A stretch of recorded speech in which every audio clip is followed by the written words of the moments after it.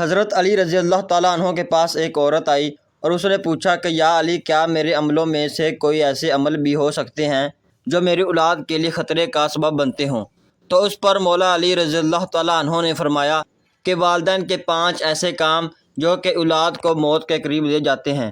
وہ 5 عمل کون سے ہیں؟ آئیے جانتے ہیں آج کی اس ویڈیو میں، لہٰذا اس ویڈیو کو آخر تک ضرور سنیے گا اور اس ویڈیو کو لائک، شیئر اور Ahmad voice TV channel کو بھی سبسکرائب کر دیجیے گا اور بیل آئیکن کو ضرور پریس کریں تاکہ ہر نئی ویڈیو کا نوٹیفیکیشن سب سے پہلے آپ کو مل سکے۔ شکریہ۔ بسم اللہ الرحمن الرحیم۔ السلام علیکم۔ حضرت محمد صلی اللہ علیہ وسلم نے فرمایا، اگر میں اپنے والدین کو اس دنیا میں زندہ پاتا اور اگر میں عشاء کے فرض پڑھ رہا ہوتا اور میرے والدین میں سے کوئی ایک مجھے آواز دیتا تو میں نماز چھوڑ کر ان کی آواز پر لبیک کہتا۔ ایک دفعہ مولا علی رضی اللہ تعالیٰ عنہ کے پاس ایک بوڑھی عورت آئی اور کہنے لگی کہ اے مولا علی، میرے 2 ہی بچے ہیں، ایک بیٹا اور دوسری بیٹی۔ وہ دونوں ہی نافرمان ہیں اور وہ دونوں اکثر بیمار رہتے ہیں۔ بیٹے کو کوئی رشتہ دینے کے لیے تیار نہیں اور میری بیٹی کا رشتہ لینے کے لیے بھی کوئی تیار نہیں۔ میں ایسا کون سا عمل کروں جس سے ان کی زندگی میں برکت آئے، وہ میری نافرمانی بھی نہ کریں، وہ صحت یاب بھی ہو جائیں۔ اے مولا علی، مجھے کوئی ایسا عمل بتائیں جس سے وہ دونوں راہ راست پر آ جائیں، دونوں صحت مند بھی ہو جائیں اور دونوں کے رشتے بھی ہو جائیں اور وہ فرما بردار بھی بن جائیں۔ تو اس پر حضرت علی رضی اللہ تعالیٰ عنہ نے فرمایا کہ والدین کے 5 ایسے گناہ جن کی سزا اولاد کو بھی ملتی ہے، وہ 5 عمل ایسے ہیں جس سے اولاد کا تعلق جڑ جاتا ہے۔ حضرت علی رضی اللہ تعالیٰ عنہ نے فرمایا، اگر ماں باپ یہ عمل کرتے ہیں تو ان کے عملوں کی وجہ سے اولاد بھی اس جرم میں شریک کر دی جاتی ہے۔ اس عورت نے پوچھا وہ عمل کون سے ہیں؟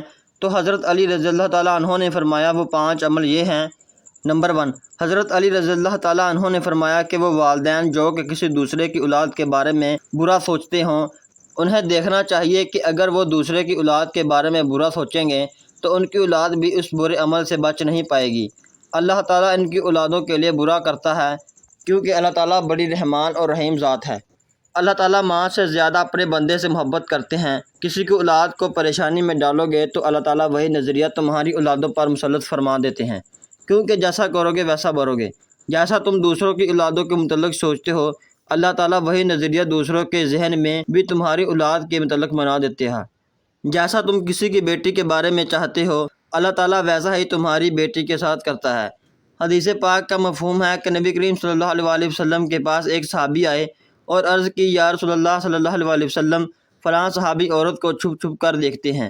تو آپ صلی اللہ علیہ وسلم نے اس صحابی سے فرمایا کہ اس صحابی کو بلا کر لاؤ۔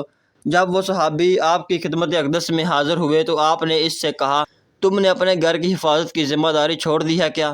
صحابی نے جواب دیا، نہیں، میں تو اپنے گھر کی آپ کے فرمان کے مطابق نگہبانی کرتا ہوں۔ آپ صلی اللہ علیہ وسلم نے فرمایا، جاؤ گھر جا کر دیکھو کہ آپ کا گھر محفوظ بھی ہے یا نہیں۔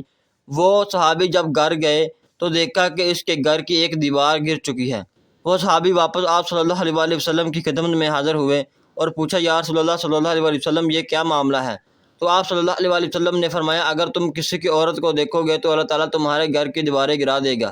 دوسروں کی بیٹیوں کو اپنی بیٹیاں سمجھو، ہر بہن کو اپنی بہن سمجھو تاکہ تمہاری عزتیں بھی محفوظ رہ سکیں۔ نمبر 2، مولا علی شیر خدا حضرت علی رضی اللہ تعالیٰ عنہ فرماتے ہیں کہ ماں باپ کی بے پردگی کی وجہ سے ان کی اولادوں پر بیماریوں کا حملہ ہوتا ہے۔ حدیث صحیح بخاری میں حضرت ابو ہریرہ رضی اللہ تعالیٰ عنہ سے روایت ہے کہ نبی کریم صلی اللہ علیہ وسلم نے فرمایا کہ پردہ عورت پر واجب ہے جبکہ بے پردہ عورت پر جہنم واجب ہے۔ جس گھر میں بے حیائی اور بے پردگی ہوتی ہے تو اللہ کے فرشتے ایسے گھروں میں رہنے والوں کے لیے بد دعا کرتے ہیں اور شیطان ایسے گھروں کو اپنا بسیرا بنا لیتے ہیں۔ جہاں بے پردگی عام ہو، اس گھر کی اولادیں بے حیا، نافرمان اور غلط کاموں کا شکار ہو جاتی ہیں۔ یہی نہیں بلکہ پریشانیاں اور مصیبتیں ایسی اولاد کا مقدر بنتی ہیں۔ یہ ان کے والدین کی بے پردگی کی وجہ سے ہوتا ہے۔ جس گھر میں بے حیائی ہوتی ہے وہاں اللہ کی برکت اور رحمت نہیں ہوتی۔ ایسے ماں باپ کی اولادیں فتنوں اور بلاؤں سے محفوظ نہیں رہ سکیں گی، کیونکہ اللہ کے فرشتے جو کہ ان فتنوں کو روکتے ہیں وہ تو اس گھر سے چلے جاتے ہیں۔ ایسی اولاد ماں باپ کی نافرمانی کرتی ہے اور ہمیشہ پریشانی میں مبتلا رہتی ہے۔ ماں باپ کو چاہیے کہ وہ پردے کا خاص خیال رکھیں تاکہ ان کی اولاد بھی ان کی پیروی کرے۔ آپ نے مشاہدہ کیا ہوگا کہ آپ کے ارد گرد جو ماں باپ پردے کا خیال نہیں رکھتے ان کی باتیں زبان زد عام ہوتی ہیں۔ اکثر عورتیں یہ کہتی ہوئی دکھائی دیتی ہیں کہ پردہ دل کا ہونا چاہیے، تو ایسی عورتوں کو اللہ کے غضب سے ڈرنا چاہیے۔ کہ کیا ان کا دل حضرت فاطمہ الزہرا رضی اللہ تعالیٰ عنہ اور حضرت عائشہ صدیقہ رضی اللہ تعالیٰ عنہ کے دل سے زیادہ پاک ہے؟ اگر ان کے لیے پردے کا حکم تھا تو آج کی خواتین اپنے آپ کو کس جگہ پر دیکھتی ہیں؟ ناظرین، اپنی بیٹیوں کو حضرت فاطمہ رضی اللہ تعالیٰ عنہ کے واقعات بتائیں اور انہیں بتائیں کہ ان کی رول ماڈل کون ہونی چاہیے۔ آپ کو حضرت فاطمہ الزہرا رضی اللہ تعالیٰ عنہ کا ایک واقعہ سناتے ہیں۔ شادی کے بعد نبی کریم صلی اللہ علیہ وسلم حضرت فاطمہ کو گھر لے کر جا رہے تھے کہ راستے میں ایک نابینا صحابی بیٹھے ہوئے تھے۔ آپ رضی اللہ تعالیٰ عنہ نے اپنے چہرے کو ڈھانپ لیا۔ نبی کریم صلی اللہ علیہ وسلم نے کہا، بیٹی فاطمہ، یہ صحابی تو نابینا ہے، آپ نے کیوں چہرہ ڈھانپ لیا؟ تو حضرت فاطمہ رضی اللہ تعالیٰ عنہ نے کہا کہ بابا جان، مجھے غیر محرم سے پردے کا حکم دیا گیا ہے، نہ کہ ان افراد سے جن کو نظر آتا ہے۔ لہٰذا اس دور میں جتنا ہو سکے اپنی اولاد کو صحابہ کرام اور اہل بیت کی زندگی کے متعلق بتائیں۔ نمبر 3، جس گھر میں والدین قرآن مجید کو سمجھنے کے باوجود اس کی تلاوت نہ کریں تو ایسے والدین کو اللہ کے عذاب کے مستحق ہوتے ہی ہیں، لیکن اس کی سزا ان کی اولاد کو بھی ملتی ہے۔ ایسے والدین کی اولاد نافرمان بے حیا ہو جاتی ہے۔ آپ اپنے گھروں میں دیکھیں گے قرآن مجید جو کہ اللہ تعالیٰ کی آخری کتاب ہے اور محمد مصطفیٰ صلی اللہ علیہ وسلم پر نازل ہوئی، جو کہ قیامت تک کے مسلمانوں کے لیے ہدایت کا منبع ہے، لیکن افسوس کہ ہم صرف رمضان میں قرآن کو پڑھتے ہیں یا پھر جب کوئی فوتگی ہو جائے۔ قرآن مجید ہمارے گھروں میں موجود ہوتا ہے اور اس پر دول جم جاتی ہے، مگر ہم اسے کھول کر پڑھنے کی کوشش نہیں کرتے۔ ہمیں چاہیے کہ اس مقدس کتاب کی تلاوت کریں تاکہ ہمارے گھروں میں اللہ تعالیٰ رحمتیں اور برکتیں نازل فرماتا رہے۔ جو ماں باپ قرآن کو سمجھنے کے باوجود نہیں پڑھتے، ان کی اولادیں بے حیا اور تنگ دست ہو جاتی ہیں۔ نمبر 4، امیر المؤمنین حضرت علی رضی اللہ تعالیٰ عنہ نے فرمایا، ماں باپ روزانہ لڑتے ہیں اور ایک دوسرے کو گالیاں دیتے ہیں۔ جہاں گالیاں دی جائیں وہاں شیطان ہی ڈیرے ڈالتے ہیں، فرشتے نہیں۔ آپ خود سوچیں کہ جس گھر میں ہر وقت شیطان کا بسیرا ہو، فرشتے وہاں نہ آئیں تو ایسا گھر تو جہنم ہی ہوگا، کیونکہ فرشتے تو کافروں کے گھروں میں نہیں آتے۔ حضور نبی کریم صلی اللہ علیہ وسلم کا فرمان ہے کہ ایک دوسرے کو گالیاں دینا اسلام میں حرام ہے۔ جیسا طرز عمل والدین کا ہوگا، اولاد بھی ویسی ہی ہوگی۔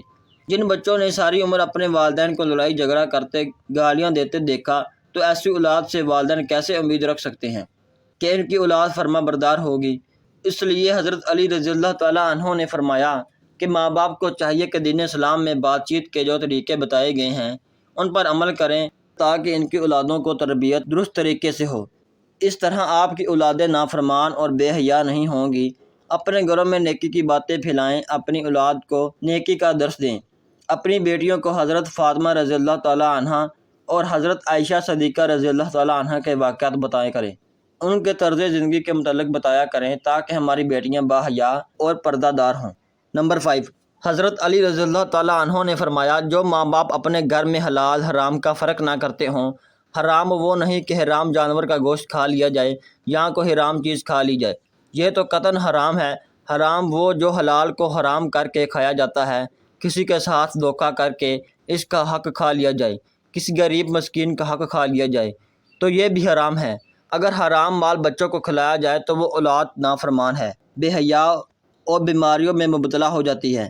آج کل یہ بیماری ہمارے معاشرے میں عام ہو گئی ہے کہ حرام کھانے والے اسے حلال سمجھ کر کھا رہے ہیں۔ اللہ تعالی ہم سب کو رزق کا حلال کمانے کی توفیق عطا فرمائے، آمین۔ ناظرین، اگر آپ کو ہماری ویڈیو اچھی لگی تو اسے لائک کریں اور مزید ایسی اسلامک ویڈیوز کے لیے ہمارے چینل کو لازمی سبسکرائب کریں اور بیل آئیکن کو ضرور پریس کریں تاکہ ہر نئی ویڈیو کا نوٹیفیکیشن سب سے پہلے آپ کو مل سکے۔ شکریہ۔ اللہ تعالی ہم سب کا حامی و ناصر ہو، آمین ثم آمین۔ Thanks for watching. اللہ حافظ۔